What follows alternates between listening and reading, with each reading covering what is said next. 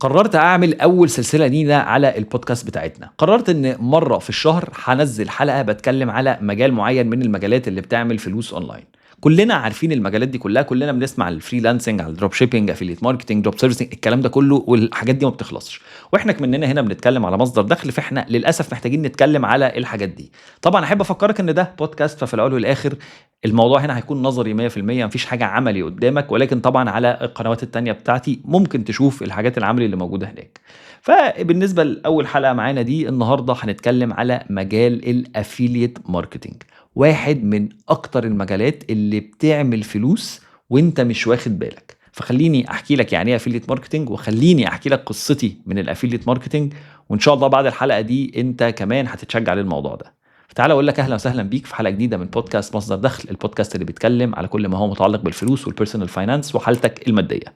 تنويه بسيط جدا عايزين نقوله قبل كل حلقه في السلسله دي، ان مش ضروري عشان انت سمعت المجال ده معناها ان المجال ده هو اللي انت لازم تبدا فيه. لان كل الناس لما بتسمع فيديو او بودكاست عن حاجه معينه بتتشجع قوي تروح تعملها. ده مش معناها ان المجال ده ليك. احنا هنتكلم عن كل المجالات، اختار اكتر مجال مناسب ليك انت. طيب نخش بقى في الموضوع. ايه هو الافيليت ماركتنج؟ الافيليت ماركتنج بالبلدي فكرته ان انا هسوق لمنتج او لخدمه معينه للجمهور بتاعي، الناس اللي بتتفرج عليا.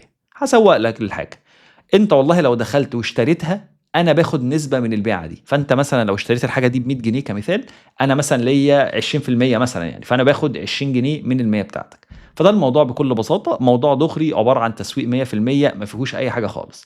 بيحصل بصيغه ايه؟ بيحصل بصيغه ان انت لو دخلت على تقريبا اي فيديو على يوتيوب ودخلت للديسكريبشن او الوصف بتاع الفيديو، هتلاقي ان كل فيديو تحتيه كمية لينكات. واحد يقول لك لو عايز تشترك مثلا في الخدمة الفلانية ده اللينك، لو عايز تشوف الاعلان اللي انا عملته في الفيديو ده اللينك اللي هيدخلك، لو عايز تشتري المايك اللي انا بصور بيه ده اللينك بتاع المايك. طب هو الراجل بيعمل كده ليه؟ يعني كتر خيره بيحط لك الادوات اللي بيصور بيها ليه؟ يعني ايه الافادة؟ الافادة ان كل دي افيليت لينكس، كل دي لينكات. لو الشخص ده، لو اللي بيتفرج عليك دخل واشترى الحاجة من اللينك بتاعك، انت بتاخد نسبة من البيع. فده الموضوع ده بيبقى مكسب للناس كلها. ليه؟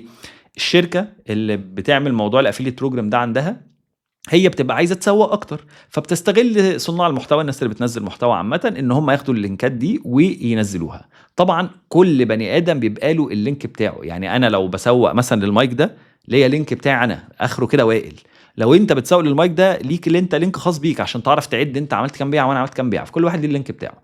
فالمهم الشركه كسبانه لان هي بتسوق اكتر، وانا كده كده طالما بجيب لها مبيعات هي مش هتخسر، عمرها ما هتخسر. ومن الناحيه التانيه انا كسبان لان انا بسوق، مجرد بقول كلمه وبحط لينك وباخد فلوس. يعني ايه؟ يعني مفيش مجهود مبذل مني، مفيش اي مصاريف عليا، ومش بس كده، طول ما الفيديو ده موجود على السوشيال ميديا طول ما انا عمال اعمل فلوس، فدي برضو حاجه حلوه جدا. ونيجي بقى للعميل اللي هو انت برضو كسبان. ليه؟ لان الشركات اللي بيعملوا الافيليت بروجرامز اكتشفوا حاجه حلوه جدا، وهي فكره ان هما الافيليت بروجرام ده من اكتر الحاجات اللي بتجيب لهم مبيعات. فقرروا ان انت دلوقتي لو دخلت على موقع الشركه واشتركت مش هتاخد اي اوفر، انما لو دخلت على الموقع على اللينك بتاع وائل للخدمه نفسها هتلاقي اوفر احسن. فطلع الموضوع ان دلوقتي انت كواحد بتتفرج، متفرج او مستهلك، لما تستخدم اللينك بتاعي بتاخد اوفر احسن. طب ليه الشركه مش عايزه الناس تخش من عندها وتخش من خلالي؟ لان انا هوصل للناس اكتر بكتير قوي. فهم لغوا ميزانيه الماركتنج بتاعتهم وحطوها فينا احنا، من خلال ان هو بيديني 20% من المبيعات بتاعته. فهي دي فكره الافيليت، هي اسمها وين وين وين سيتويشن، كل الناس مبسوطه، مفيش اي حد بيتضرر تماما في العمليه دي، ولو فكرت فيها مش هتلاقي اي مشكله. فده كده. طيب هو فعليا يعني الموضوع الافيليت ماركتنج ده مين اللي بيعمله بالظبط؟ انا كوائل، يعني انت هتشوف فيديوهات كتير اونلاين، بس انا كوائل بقول لك هو ده يصلح للناس اللي بتنزل محتوى. ليه؟ لان انا دلوقتي عندي متابعين، حتى لو عندي 10000 متابع بس برضو مش لازم يبقى عندي مليون يعني. بس انا دلوقتي عندي متابعين، فطبيعي لما انا في الفيديو ده اكلمك مثلا عن المايك واعمل فيديو بقول لك ليه المايك ده غير حياتي، وبعدين قلت لك اللينك بتاعه تحت لو عايز تشتريه، طبيعي من الناس اللي هتتفرج في ناس هتشتريه، شيء طبيعي جدا، ما فيهوش مشكله. فساعتها انا سهل قوي ان انا اسوق لللينك بتاعي. طيب لو انت شخص دلوقتي ما عندوش اي بريزنس على السوشيال ميديا، انت ما عندكش اي حاجه خالص على السوشيال ميديا، وانت عايز تسوق للينك، هتحطه فين؟ هتعمل ايه بيه؟ هتحطه في الستوري عندك عشان صاحبك واحد ولا اتنين منهم يشتروه؟ مش هيجيب همه الموضوع، مش هيعمل اي حاجه تماما. لدرجه ايه؟ لدرجة إن دلوقتي الشركات دي لمّا بتيجي تقدّم على الaffiliate program بتاعها، هم مش بيقبلوا أي حد وخلاص، بقوا بيعملوا كمان criteria كده filtration ويقول لك لازم يبقى عندك مثلًا عدد متابعين معيّن، لازم تكون في دولة معيّنة، ساعات بيبقوا شارطين دولة، أو لازم تكون بتتكلم في niche معيّن. الهدف من ده إيه؟ كذا حاجة، أولًا إنه مش أي حد، مش كل من هَب ودَب ييجي يعمل الموضوع ده، لو أنت مزنوق في $100 تروح بسرعة تخش أي affiliate program وتقول لاصحابك اشتروا، فدي طبعًا مشكلة. فده أول حاجة. تاني حاجة، هم برضه مش عايزين أي influencer حتى لو واحد بيتكلم في حاجة غلط أو حرام مثلًا أو حاجة قلة أدب أو كده، يسوّق للخدمة بتاعتنا، ما هو مش تسويق وخلاص برضه، فبرضه بيعملوا filtration هو أنت بتتكلم عن إيه وكده ومش عارف إيه. وساعات بيعملوا filtration للدول، ما أعرفش ليه بيعملوها الصراحة، باحسها عنصرية وخلاص يعني. Canva كمثال حاولت أدخل فيه كتير، طول ما أنا في مصر ممنوع تستخدم affiliate program Canva، فطبعًا يعني ما أعرفش ليه، دي حاجة هم شارطينها. طيب يعني إيه بقى فكرة الaffiliate program؟ وفي حاجة تانية اسمها زي affiliate platform مثلًا يعني. دلوقتي أنا كشركة عايز أتسوّق، باعمل حاجة اسمها affiliate program، اللي هو أنا عامل program داخلي إن أنت هتشترك فيه وهتملى البيانات بتاعتك، ولو قبلناك هندّيك اللينك الخاص بيك، ده الaffiliate program بتاع الشركة. هنا بقى في شركات أخرى، شركات الخدمة اللي هي بتقدّمها إن هي عملت marketplace لكل الaffiliate programs. يعني إيه؟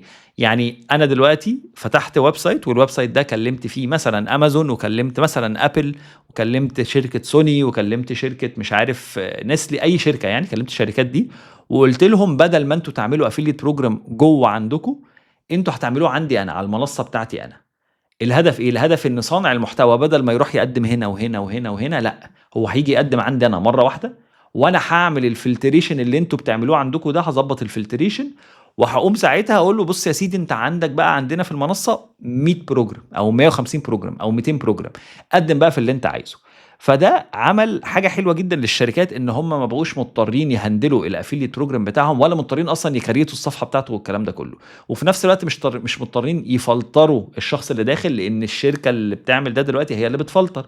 والصانع المحتوى بقى سهل بالنسبة له إنه يقدّم مرّة واحدة ويبقى قدّامه يعني مليون شركة يخش فيها. فأنا مثلًا في أكبر منصة أنا باستخدمها اسمها Impact. Impact طبعًا فيها يعني ما يقارب ال10.000 شركة عاملين affiliate programs جواها. فأنا قدّمت مرّة وعملت حساب مرّة واحدة، ودلوقتي بيحصل حاجة من الاتنين، أنا ممكن أفتح ليستة كل الشركات اللي عاملين affiliate programs وأقدّم عليهم، وكمان الشركات لمّا بتشوف الأرقام بتاعتي تقدر تبعت لي وتقول لي إحنا عايزينك تشتغل معانا، فده بقى لصالح الناس كلّها.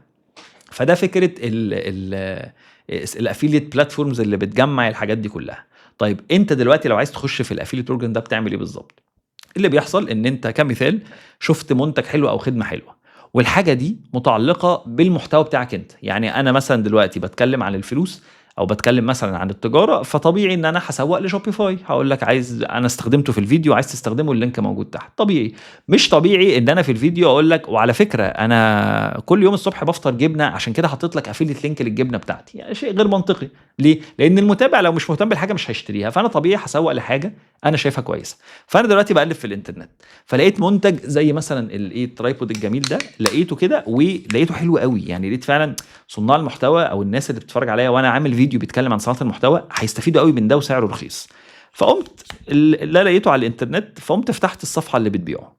لقيت إن الشركة اللي بتصنّعه مثلًا مكتوب هنا إيه fly mile، فدي الشركة اللي بتصنّعه. فلمّا دخلت على الموقع بتاعهم، بدل ما هاخد اللينك عادي بتاع المنتج، أي بقى موقع في الدنيا أنت هتعمل فيه كده، هتنزل في الصفحة الرئيسية الhome page، تنزل تحت خالص في الfooter تحت، وهتلاقي كلمة affiliate program. لو ما لقيتش فبنسبة كبيرة أوي الشركة دي ما عندهاش خالص أي affiliate program، ولا جوّه ولا برّه، ولا جوّه ولا برّه. لو لقيت affiliate program هتدوس على اللينك ده، هيحصل حاجة من الاتنين، يا إما هياخدك للaffiliate program بتاع الموقع نفسه لإن هم عندهم affiliate program، يا إما على طول هيحوّلك على المنصات اللي فيها كل الaffiliate programs، يعني ممكن يحوّلك على impact على طول لو الشركة دي الaffiliate program بتاعها هناك. فهي دي الطريقة اللي الموضوع بيشتغل. طيب أنت لازم تقدّم في الaffiliate program زي ما قُلنا، هيدّيك فورم طويلة جدًا تملاها، وساعات بنسبة كبيرة بيشترطوا يعني criteria معيّنة، على الأقل مثلًا 100,000 متابع، لو ما عندكش خلاص للأسف الprogram ده برّه عنّك، على الأقل في البلد الفلانية، مش عارف بتتكلم عن النيش الفلاني، فهو بيسألك شوية أسئلة وبعد كده يبعت لك، يا إما يقول لك أنت اتقبلت أو ما اتقبلتش. كده انت خلاص لو اتقبلت دخلت في الافيليت بروجرام، بتدوس على حاجه اسمها كرييت، بتكون موجوده في اي افيليت بروجرام، فبيطلع لك اللينك بتاعك انت لايه للمنتج المعين. لو في موقع فيه مثلا كذا منتج، فبيقول لك هات لي لينك المنتج اللي انت عايزه وحطه لي ودوس كرييت، فانا اعمل لك افيليت لينك للمنتج ده بس. لو انت بتعمل ده لخدمه، يعني شوبيفاي مثلا هي خدمه مفيش منتجات ولا حاجه، فهو بيعمل لك لينك موحد ليك انت باسمك وشكرا كده الموضوع خلص. فهو ده كده سريعا فكره افيليت بروجرام بيشتغل ازاي والكلام ده كله. تاني على موضوع ازاي هسوق للخدمه، احنا قلنا صناع المحتوى الموضوع ده سهل قوي بالنسبه لك، انت هتنزل فيديوهات زي ما انت بتعمل وهتحط بس لينكات. طبعا الناس اللي بتعمل بلوجز مثلا كتابه او نيوزليترز او على لينكدين او كده، ممكن تحطها في كتابه، مش لازم يكون فيديوهات، هو اي نوع محتوى ينفع في ده. حتى في البودكاستات اللي هي غير مرئيه، انت الناس بتقول، ولو نزلت في الكومنتات هتلاقي لينك ممكن تشترك، فده عادي جدا. ايه بقى، بيجي ناس تقول لك مثلا لا ما انت ما عندكش متابعين، بس انت هتدفع اعلانات ممولة تنشر بيها اللينك وتجيب مبيعات اكتر. طبعا ده غير قانوني، ليه؟ لان اصلا شركات الافيليت بانعين ده، كاتبين ده ما ينفعش تعمله. فالمشكله هنا ايه؟ ان انت لو عملته في ثانيه هيقفلوا الحساب بتاعك في ثانيه، وهم الحاجات دي بيتابعوها وبيشوفوها وما بيهزروش فيها. فدي برضو يعني واحده من الحاجات اللي هي ما بتشتغلش. وللناس اللي ما عندهمش متابعين، فكره طب انا هخش على جروبات واقعد احط اللينك وكده، الموضوع ليه اخر، الموضوع مش هيوصلك لحاجه. فهي الافيليت ماركتنج فعليا اكتر للناس عندها متابعين. فلو انت للاسف بتتفرج وما عندكش متابعين، ما تحاولش تلف وتدور وتقول انا نفسي اخش المجال ده بس للاسف ما عنديش متابعين، قول لي اعمل ايه. اللي هقول لك تعمله انك ما تخشش في المجال ده، الموضوع بسيط جدا ودغري. طيب عايز اتكلم على البوتنشال، يعني ايه؟ يعني هل ده فعلا بيعمل فلوس كتيره ولا لا؟ بص انا هحكي لك قصتي سريعا. انا عمري ما اهتميت بالافيليت ماركتنج ده، ولا عمري كنت فاهمه، ولا عمري كنت بحبه. بعدين يعني كنت عملت كورس عن حاجه معينه، خدمه معينه، والناس كانت طالبه مني الكورس ده، فانا لما عملته قلت طب ما احط الافيليت لينك بتاعه، ايه اللي هيحصل؟ اللينك ده لوحده، اللينك ده لوحده للكورس ده، يعني الصراحه انا عملت له بعد كده فيديوهات كتيره بس اللي عايز اقوله، الشركه دي لوحدها بالخدمه دي لوحدها، انا والله فتحت، انا بقى لي مثلا سنتين ونص بسوق لها او 3 سنين بالكتير قوي يعني. فتحت من كام اسبوع كده اشوف انا في الفتره دي عملت فلوس قد ايه، اكتشفت ان انا عملت ما يقارب ال 20 مليون جنيه في الفتره دي. دي طبعا حاجه انا ما كنتش واخد بالي منها، ما كنتش عامل حسابي عليها، وما كنتش ابدا بفكر فيها. فده كده من افيليت بروجرام واحد. انا بتفرج على ناس في الغرب بيخشوا مثلا 160 افيليت بروجرام، وشفت واحد بيقول ان هو عمل مش عارف 25 مليون دولار ووراني الارقام ومش عارف ايه، طبعا يعني اذبهلال بقى طبعا. فلو واحد ركز قوي في الحته دي، طبعا هيعمل فلوس كتيره جدا جدا جدا، ولكن لازم يبقى شاطر في التسويق، لازم يكون بيجيب مشاهدات فعلا، ولازم يكون يعني لو انا كل فيديو عمال اقول للناس في لينك وفي لينك وفي لينك، الناس هتبدا تزهق، فلازم تبقى بتعملها بطريقه اذكى شويه. فده كده. بس يعني ده الموضوع بكل بساطة. كنت بس عايز أقول هي ليه الأفيليت ماركتنج ليه مش سهل؟ بس هو مش سهل لو أنت ما عندكش متابعين، ولو أنت عندك متابعين مفيش طريقة تزق الناس إن هم يشتروا. ولكن يعني واحنا برضو عندنا في الوطن العربي الصراحة، الناس ساعات بتتضايق مثلا او بتقول لك انت كل ده عشان تسوق ومش عارف ايه، او انت بتعمل ده عشان تاخد فلوس فبتضحك علينا. دي طبعا الاقليه، يعني 5% من الناس هم اللي بيفكروا كده، ولكن يعني للاسف انت في الوطن العربي لو هتنزل محتوى هتتعب التعب ده غصب عنك، دي حاجه لازم تحصل.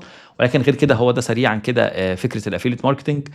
كنت عامل عليه فيديو اعتقد عملي من سنه او حاجه، ممكن احاول احط لينك الفيديو تحت في الفيديو ده تتفرجوا عليه.